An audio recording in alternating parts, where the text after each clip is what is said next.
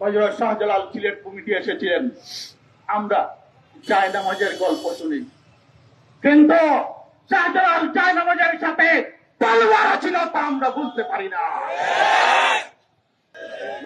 রাসূল বিদ্বেষীর জন্য সেই তলোয়ার ব্যবহার করতে আমরা বদ্ধপরিকর। ইনশাআল্লাহ আমার সামনে যদি কোন রাসূল বিদ্বেষী আছে, সেই তলোয়ার ব্যবহার করে তাকে জাহান্নামে পাঠিয়ে দিব। জেনে রাখবেন, এই পৃথিবীতে একটি বিড়াল, একটি কুকুর বেঁচে থাকার অধিকার রাখে, কিন্তু আল্লাহ রাসূল বিদ্বেষী কোন কুলাঙ্গার এক মুহূর্ত এই পৃথিবীতে বেঁচে থাকার অধিকার রাখে না। আমি একজন মুসলমান বেঁচে থাকবো, আর রাসূলের শব্দ, রাসূলকে পরাস্ত করে সেই নরপশু বেঁচে থাকবে, তা কখনো হতে পারে না।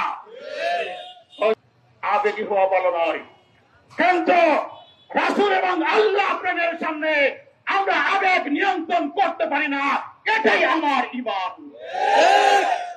সুস্পষ্টভাবে জানিয়ে দিতে চাই যে রাজনীতি, রাসূল কটাক্ষকারীর বিরুদ্ধে আমাকে কথা বলতে দেয় না। আমরা এমন রাজনীতি চাই না। আমরা বাংলার জমিনে সুপরিষ্কার ভাবে আল্লাহর জমিনে আল্লাহর খেলাফত চাই।